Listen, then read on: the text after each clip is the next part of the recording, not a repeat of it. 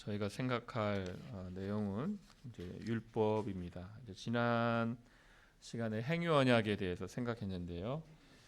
행위 언약 연결해서 율법을 보려고 합니다.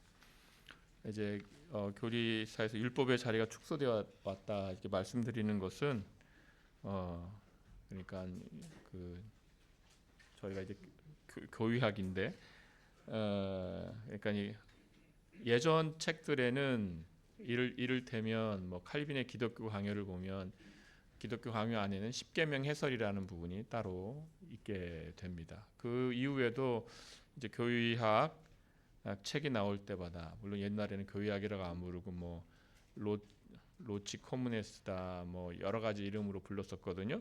근데 이제 그런 책이 나올 때마다 늘 거기에는 율법과 십계명이 언제나 포함되게 되었습니다.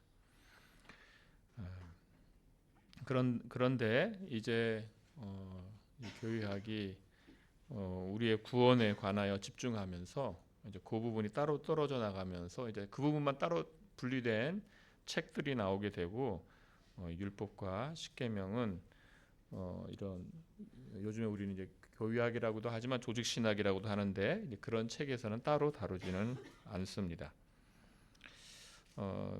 그렇지만은 그렇게 하고 나니까 율법 자체를 다룰 시간이 없더라고요. 그러니까 그 전체가 흩어져서 뭐 행위 언약을 다루면서 율법 다루고 또 기독교 윤리 다루면서 율법을 다루지만은 따로 율법을 다루는 챕터는 없는 것처럼 보여집니다.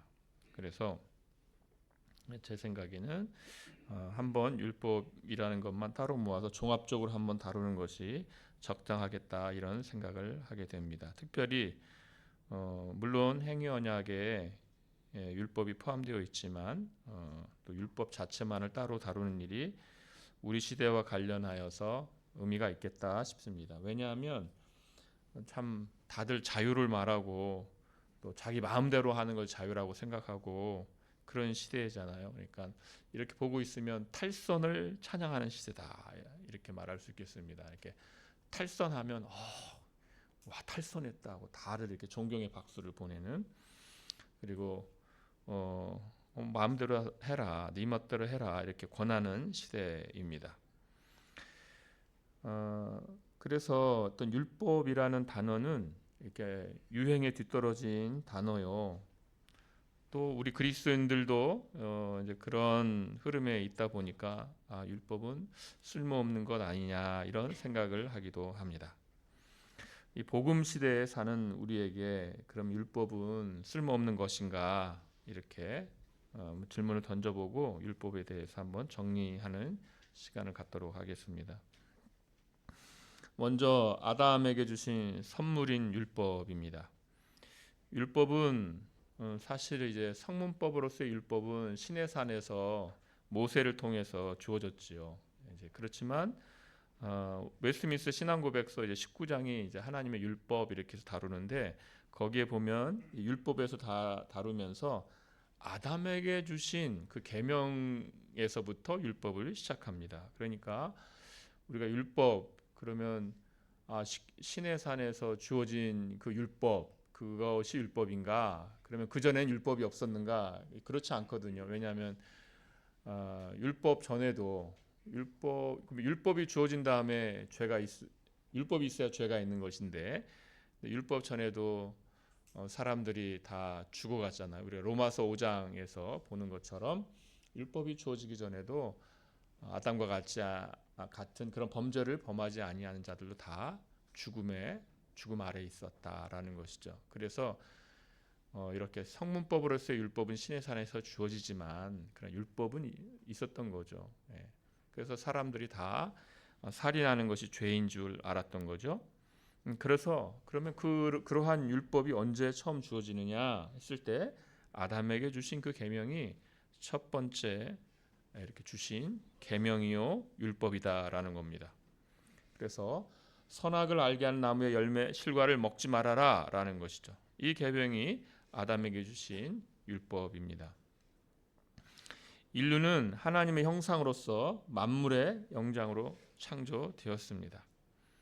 땅에 충만하라, 땅을 정복하라, 바다의 물고기와 하늘의 새와 땅에 움직이는 모든 생물을 다스리라.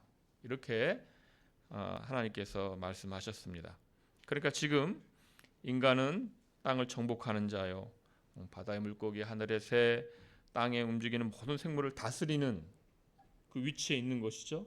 땅에서 정말 가장 높은 자입니다.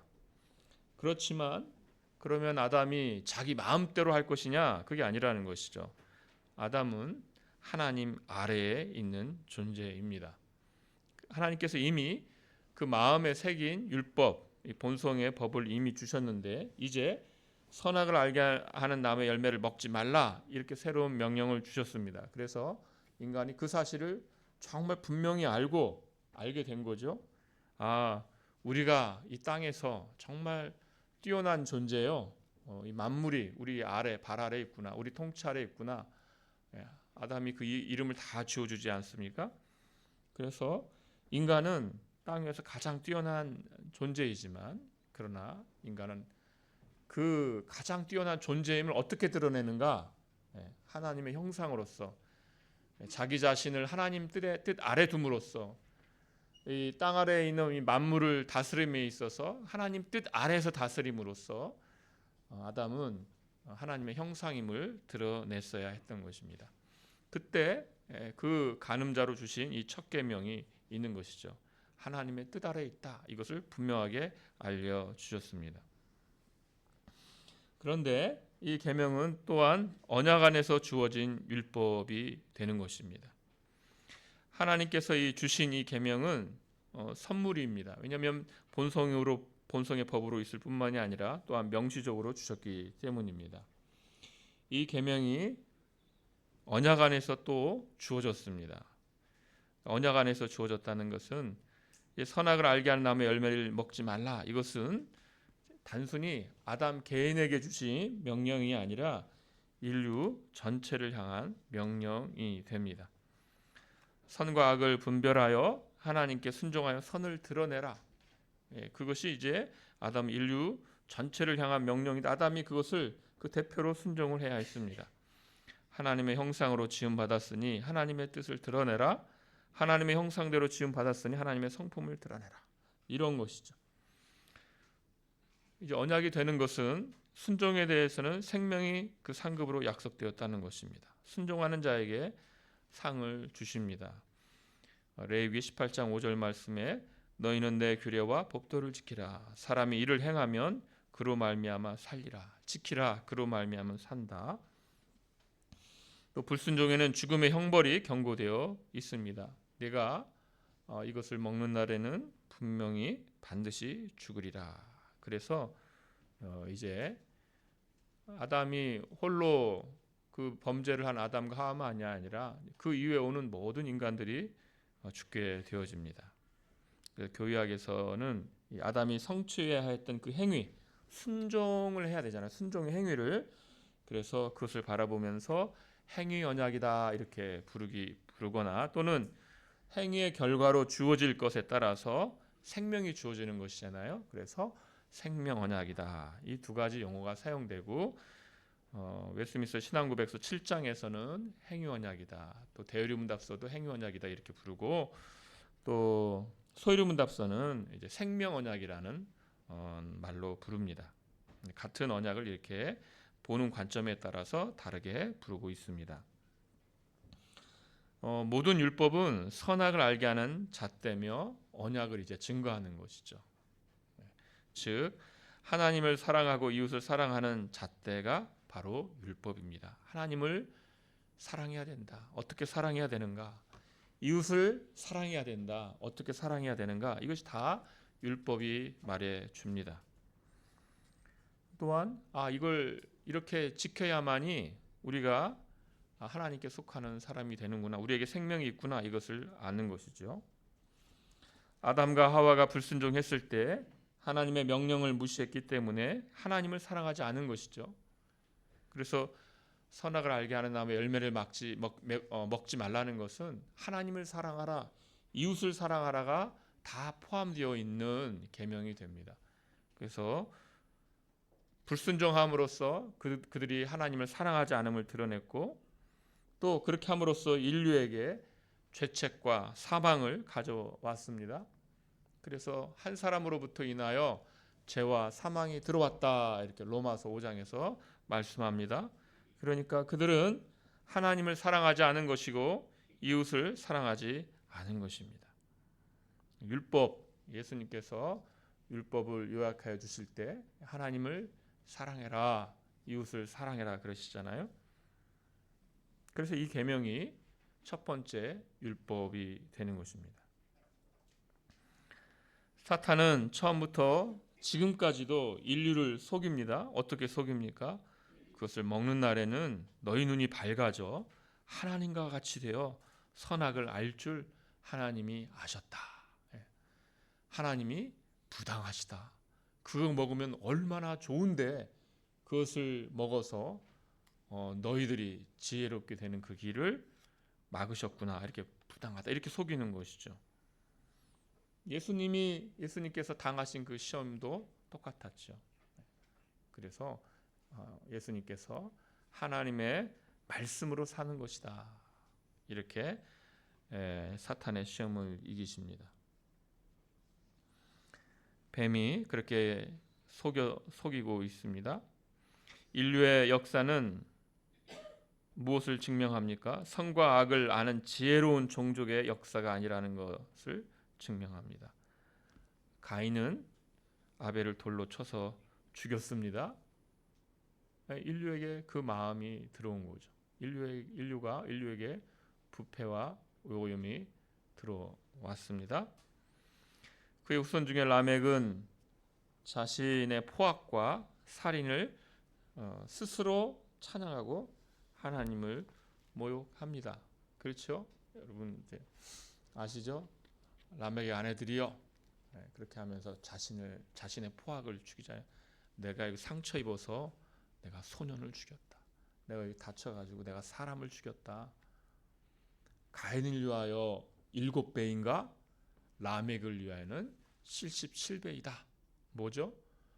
가인이 이제 하나님께서 이렇게 유랑하는 그런 형벌을 주셨을 때 너무 과하다고 하니까 표식을 주어서 사람들이 가인을 죽이지 못하게 하는 표식을 주면서 그럼 가인을 죽인 자는 7배다 이렇게 하나님께서 하셨는데, 라멕은 자기 스스로가 봤지, 내가 얼마나 잔인하고 포악한 사람인지 봤지, 77배다. 하나님보다 내가 더 세다. 이것이죠.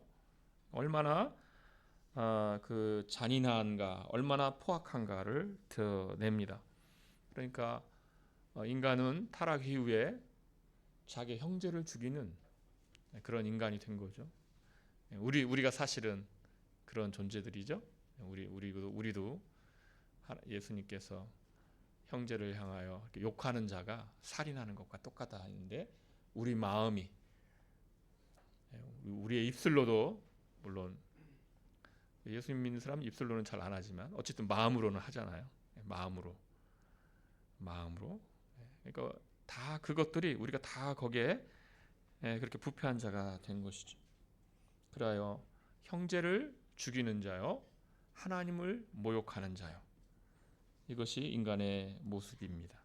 지혜롭게 된 것이 아니라, 하나님처럼 된 것이 아니라, 하나님의 형상을 드러내는 자가 아니라 오히려 하나님을 적대하는 자가 된 것이 인간의 역사입니다. 율법은 하나님 앞에서 온전히 살아야 했던 인간의 본래의 자리, 그것을 벗어났다, 이것을 보여주고요. 원래 우리가 어디에 있었는지 그걸 가르쳐주고, 또한 그러나 비참에 빠졌구나, 인간이 비참에 빠졌구나, 이것을 우리에게 보여주게 되는 것입니다. 그리고 이제 어떻게 됩니까? 신의 산에서 율법이 주어지게 됩니다. 신의 산에서 율법이 주어집니다. 신의 산에서 율법이 주어졌다는 사실은 타락 후에 율법의 요구가 폐기되지 않았다는 것을 알려주는 것이죠. 계속되고 있다는 것을 보여줍니다. 그래서 율법은 폐기된 것이 아니라 지금도 계속해서 율법은 요구합니다. 율법을 지켜라. 무엇입니까? 하나님을 사랑하라는 것이에요. 하나님을 사랑해라. 내 이웃을 사랑해라 하는 것이죠. 라멕처럼 그렇게 또한 가인처럼 그렇게 사람을 죽이는 자, 가인처럼 그렇게 여호와 앞을 떠나서 자기의 성을 쌓는 자가 아니라 하나님께 돌아와라. 하나님을 사랑해라. 이웃을 사랑해라. 이것을 율법은 계속해서 인류에게 요구하는 것입니다.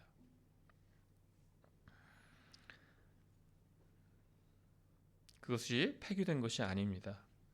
이제 시내산에서 주어진 율법은 세 가지 종류로 구분이 됩니다. 의식법입니다. 시내산에서 율법이 우리에게 구속력이 있을까 이렇게 생각을 해보면 율법에는 의식법, 또 재판법, 시민법이라고도 하죠. 그리고 도덕법 이렇게 세 가지가 있습니다. 율법은 장차오는 좋은 일의 그림자요 참 형상이 아니므로 해마다 늘 드리는 바 같은 제사로는 나오는 자들을 언제든지 온전케 할 수 없느니라 히브리서에서 말씀하시죠. 그래서 늘 드리는 이런 제사, 온전하였으면 우리가 제사를 드릴 필요가 없는데 온전하지 않기 때문에 늘 그렇게 했던 것이죠. 여기서 율법이란 의식법인 그 율법을 말하는 것이죠.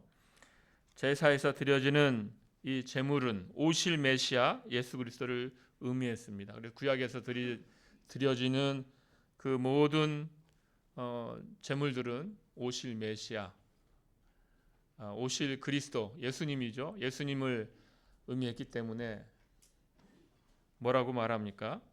예수님을 보고 세상 죄를 지고 가는 하나님의 어린 양을 보라.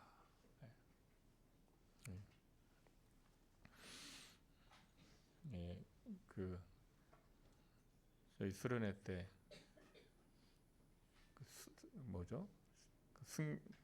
낙은 순례자 부르셨는데 그 같은 작사 작곡가가 이것도 작곡하셨죠. 세상 죄를 지고 가는 어린 양을 보라. 이거 갑자기 생각이 나서 말씀드려요.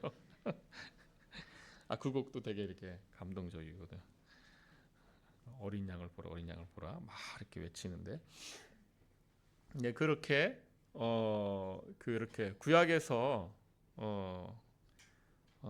이 의식법은 예수 그리스도를 예표한 것입니다. 그리고 예수님께서 오셔서 예표하였던 그 모든 희생, 그 희생을 당하신 것이죠.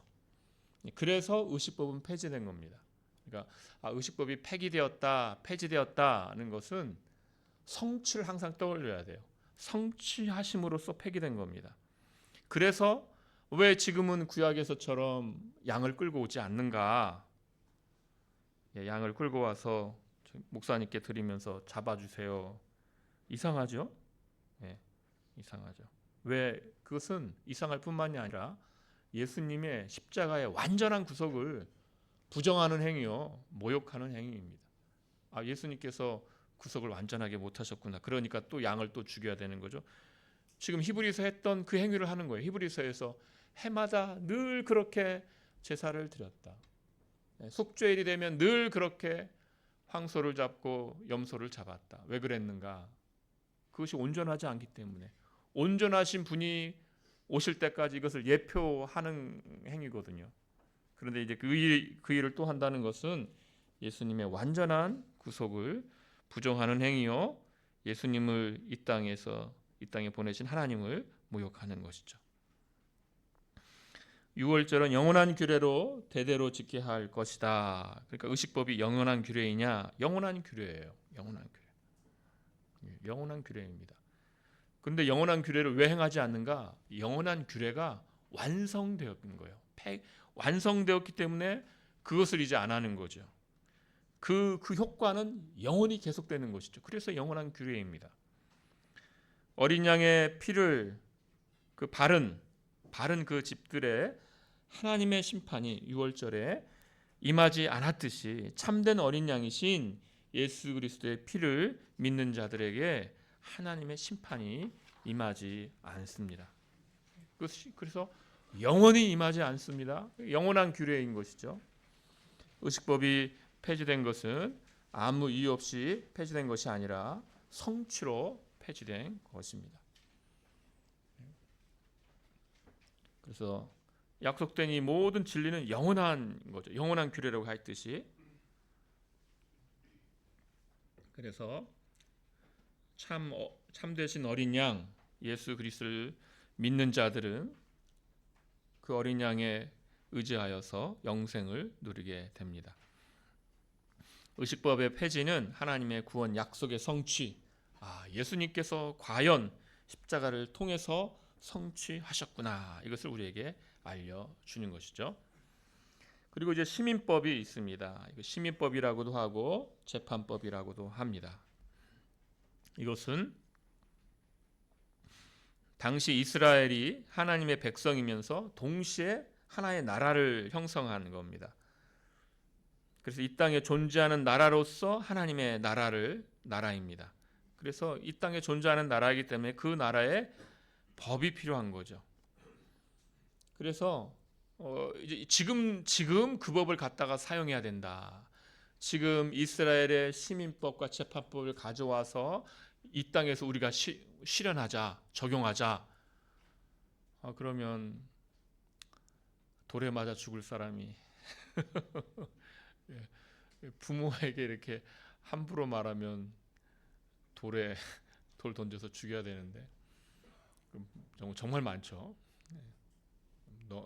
우리 시대에. 근데 이제 그것을 적용할 수가 없어요. 지금은 안 되는 거죠. 지금 하면서 해서는 안 됩니다.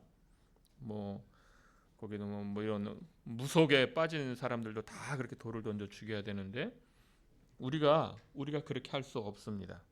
우리는 그러지 않습니다. 거기는 왜 그렇게 할 수 없는가? 우리는 육적 이스라엘로 더 이상 여기 있지 않습니다. 영적 이스라엘입니다. 그러니까 시민법과 재판법은 육적 이스라엘로 주어졌기 때문에 육적 이스라엘이 있을 때 구약에서 그 나라에 적용되는 것이지 지금은 온 영적인 이스라엘입니다. 지금 온 세상에 퍼진 영적인 이스라엘입니다. 하나님께서 한 민족을 택하셔서 애굽에서 구원해 내시고 한 나라로 이렇게 살게 하셨을 때 주변 나라와 다르게 살아야 되거든요. 주변 나라와 달라야 합니다. 그래서 제사장 나라로서의 모습을 보여야 되기 때문에 하나님의 백성의 자태를 드러내야 하기 때문에 거기에 어울리게 시민법을, 재판법을 주신 것입니다. 그래서 어떻게 합니까? 다른 나라에는 무당이 있지만 이스라엘에 무당이 있으면 안 되잖아요. 다른 나라에서는 막 사람을 인신 제사를 드리죠. 어린아이를 막 제물로 드리지만 너희는 그렇게 하면 안 된다. 너희는 그렇게 하면 안 된다. 다른 나라에서는 사회의 그 약자들 아무 관심 갖지 않고 그 노예들을 막 함부로 대하고 그러지만 너희들은 그렇게 하면 안 된다. 그것이 다 시민법과 재판법에 다 들어있는 것이죠. 하나님의 백성의 자태를 드러내도록 그 어울리는 시민법과 재판법을 주신 것입니다. 예수 그리스도께서 오시고 이제 육적인 할례가 아니라 영적인 할례요.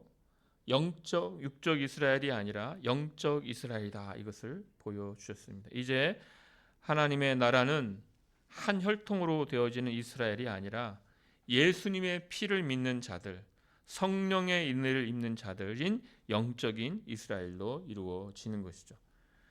그래서 예수님께서 오실 때까지는 하나의 나라, 한 민족이지만 그러나 예수 그리스도께서 오신 이후에는 복음은 예루살렘과 유대인에게만 머무는 것이 아니라 온 땅, 세상 끝까지 땅 끝까지 전파되는 거죠. 그래서 유대인이나 헬라인이나 이렇게 다 구원을 받는 한 나라에 소속하게 됩니다. 그런데 이 하나님의 나라가 이 영적인 이스라엘이 어디에 있는가? 이 세상 나라 안에 있게 됩니다. 그런데 우리는 이 세상 나라 안에 살아가면서 이 세상 나라의 법을 무시하면서 살아가는 자가 아니라 존중하며 살아가는 자입니다. 그래서 사도 바울이 각 사람은 위에 있는 권세들에게 복종하라고 합니다. 우리가 세상 나라에 살아가는데 하나님께서 세우신 위에 있는 권세들에게 복종하라. 그래서 사도 바울 스스로가 어떻게 합니까? 로마법에 의지하죠. 로마법에 따라서 내가 재판받겠다 이렇게 하죠. 그래서 로마로 가게 됩니다. 하나님의 백성이지만, 하나님의 나라이지만, 하나님의 나라에 속한 자이지만, 그러나 이 세상에 속한 그 나라에 사도 바울이 자기 자신을 복종시키는 것을 보여주는 것이죠. 이렇게 해서 이스라엘의 이런 시민법과 재판법은 예수님께서 오실 때까지, 그 이후에는 이제 우리는 하나님 나라에 속한 백성이면서, 그러나 이 나라에 속한 자로서, 이 나라에 속한 자로서 그 권위를 인정하는 자로서 살아가게 되는 것이죠. 그러면 이 시민법은 폐기되었으니까 이제 더 이상 적용되지 않은 것이니까 우리랑 아무 관련이 없는가? 그게 아니고 그 법이 가진 정신과 그 의미들을 살펴서 우리에게 적용하게 됩니다. 그래서 그 시민법과 재판법, 이스라엘에게 주어졌던 시민법과 재판법은 무엇을 요구합니까? 하나님을 부인하는 자들은 죽이라고 명을 하거든요. 교회는 그것을 어떻게 해야 됩니까? 하나님을 부인하는 자를 교회 회원으로 받을 수가 없지요. 교회 회원 명부에서 삭제해야 합니다. 예수님께서는 율법을 완성하러 오셨습니다. 그리고 하나님께서 주신 율법의 정신을 밝히셨습니다. 그래서 이 재판법이 개인적 보복을 위한 말씀이 아니라 합당한 보상을 위한 말씀이다. 이것을 알려주셨습니다. 그래서 이에는 이, 눈에는 눈, 보복법으로 알고 있는데 그게 아니라 합당하게 그에 맞게 보상하라는 보상법인 것이거든요. 그래서 보복의 정당화를 위한 법이 아니라 예수님께서는 오히려 어떻게 그걸 적용하십니까? 사랑으로 갚아라. 사랑으로 갚아라. 그래서 무슨 뺨을 먼저 맞죠? 오른뺨을 맞으면 왼뺨을 돌려내라. 사랑으로 갚으라는 거예요. 사랑을. 50리 가게 하면 100리 가라. 그래서 보복이 아니라 우리는 사랑으로 갚는 자들이다. 이렇게 말씀하시죠. 살인 금지가 살인만이 아니라 형제를 향한 언어 폭력과 마음을 미움을 거절하듯이 간음이 실제적인 간음이 아니라 음욕 자체를 정죄하는 것이고, 보상법은 보복의 정당화가 아니라 근본 정신인 사랑으로 갚으라 하는 것입니다. 따라서 재판법은 예수님께서 해석해 주신 대로 거기에 담긴 정신을 받는 것이지, 이 시대에도 그 재판 형식을 따라 그대로 적용하는 그것은 지금 우리가 지금 육적 이스라엘인가 이렇게 착각하는 것이죠. 그것이 않고 구속의 성취를 통해서 복음이 모든 족속에 퍼져야 하는 것입니다. 그래서 여러 나라에 살지만, 그래서 각 나라마다 자기들의 시민법이, 그 나라의 시민법을 또한 시민법의 그 권위 아래 살아가면서, 그러나 우리는 하나님의 나라의 백성으로서 살아갑니다. 마지막으로 도덕법이 있습니다. 도덕법은 폐기되지 않았죠. 도덕법은 10계명으로 요약이 됩니다. 불신자나 신자나 모두 그 의무 아래 있습니다. 신자들은 행위 언약으로서의 율법 아래 있지 않기 때문에 이것 때문에 의롭다함을 받는다거나 또한 정죄함을 받지 않습니다. 왜냐하면 예수님께서 다 성취하신 것이거든요. 예수님을 믿은 다음에 더 이상 행위 언약 아래 있지 않고 은약 아래 있는 자가 됩니다. 예수님께서 율법 아래서 율법을 다 이루셨기 때문입니다. 내가 지금도 내 행위로 구원을 얻는 것인가? 예수님의 십자가는 그럼 무슨 소용이 있겠습니까? 우리는 십자가를 믿기 때문에 우리는 이 도덕법의 이 행위 언약으로서의 도덕법이 요구하는 바 행위 언약으로서의 요구를 요구 아래 있는 것은 아닙니다. 그래서 이것을 지킴으로써 내가 의롭다함을 얻는다. 내가 더 잘 지켜서 의롭다함을 받아야 될 텐데, 이것은 복음이 아닌 것이죠. 이 도덕법의 사용을 도덕법인 이 율법의 사용을 세 가지로 구분합니다. 정치적 사용이다, 또 신학적 사용이다, 또 제3 사용이다 이렇게 구분하는데요. 정치적 사용이라는 것은 보편 인류가 이 율법의 혜택을 누린다는 것이죠. 그래서 지금 인류가 살아가는 모든 곳에 이 법이 다 있거든요. 이 법이 어디서부터 왔는가 말하자면 이 율법의 일반 은총인 거죠. 그래서 다 그렇게 그 법 아래서 모든 인류가 사실 혜택을 보며 살아갑니다. 두 번째, 신학적인 사용으로서 죄를 드러내어서 십자가를 사모하게 합니다. 그래서 이 법은 우리의 죄를 발각시키죠. 드러나게 하죠. 그래서 내가 죄인이구나. 내가 예수님의 십자가를 붙들어야 되는구나. 이것을 알게 해줍니다. 또 하나님의 자녀로서 우리가 어떻게 살아야 하는지 삶의 방도를 알려줍니다. 예수님께 피한 신자들, 우리들은 율법이 정죄하는 그 정죄를 받지 않습니다. 이제 우리에게 율법은 필요 없습니까? 그렇지 않습니다. 예수님께서는 율법을 폐하러 오신 것이 아닙니다. 율법은 하나님의 뜻을 가르쳐 줍니다. 삶의 규칙으로서 우리가 갈 방향을 제시해 줍니다. 율법은 우리의 본성, 마음 그리고 삶에 있는 죄악된 오염을 발견하게 해서 율법 때문에 우리의 죄를 깨닫고 우리로 하여금 겸비하게 하는 거죠. 그것들이 드러날 때 너무나 고통스럽고 정말 내가 정말 죄인이구나. 정말 죄인이구나. 내 안에 이런 죄도 있었네. 이걸 깨닫게 될 때 참 그 비참하죠. 고통스럽습니다. 그럴 때 우리는 겸비하게 되는 것이며 그럴 때 우리는 어디로 피합니까? 예수님의 십자가를 더 간절히 붙들어야 되는 거죠. 그렇구나. 정말 예수님의 십자가가 없으면 나는 정말 죄인으로 멸망할 자였구나. 이러면서 예수님의 십자가를 바라보고 예수님의 십자가를 더욱더 견고하게 붙잡게 되는 것입니다.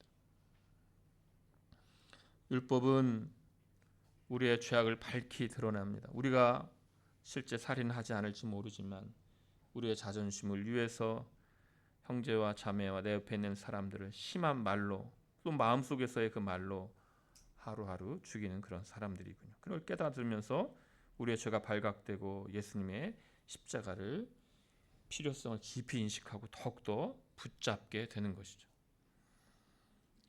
우리의 죄를 드러나게 해서 예수께로 인도하는 이 율법의 유익은 그래서 불신자나 신자에게나 다 똑같은 것이죠. 하이델베르크 요리문답서가 마지막 감사편에서 이제 십계명을 해설한 후에 다 말한 후에 이걸 다 지킬 수 있습니까? 물어보고 지킬 수 없습니다. 지킬 수 없는데 왜 이 십계명을 그러면 설교합니까? 예수님의 십자가를 더 간절히 사모하기 위해서죠. 신자들에게도 그래서 율법은 계속 유익합니다. 왜냐하면 우리의 여전히 우리에게 있는 이 오염을 드러내거든요. 그래서 십자가를 붙듭니다. 그래서 다시 뭐로 가는 거죠? 다시 비참으로 갔다가 다시 구원으로 가고 다시 감사로 가는 것이죠. 그래서 불신자에게 신자에게도 유익합니다. 불신자는 예수 그리스도를 만나는 것이고 신자는 더욱더 예수 그리스도의 필요성을 알게 되기 때문입니다. 율법이 말하는 그 형벌만이 아니라 율법의 순종을 하나님께서 얼마나 기뻐하시는가를 알게 합니다. 그래서 로마서 12장 1절 모든 자비하심으로 너희를 권하노니 이렇게 말씀하면서 하나님이 기뻐하시는 산 제사를 드리라 이렇게 권면합니다. 하나님께서 우리가 이제 성령의 은혜로 변화를 받아서 옛사람을 죽이고 새 사람으로 사는 것이 얼마나 하나님께서 기뻐하신 일인가를 우리는 또 알게 되는 것입니다. 하나님의 뜻대로 사는 것은 얼마나 기쁜 일인가. 너희가 법 아래 있지 아니하고 은혜 아래 있다. 우리는 은혜 아래 있어서 율법을 따라 사는 자들인 거죠. 율법의 정죄 아래에 있지 않고 은혜 아래에 있습니다. 하나님이 기뻐하시는 삶을 사는 자들입니다.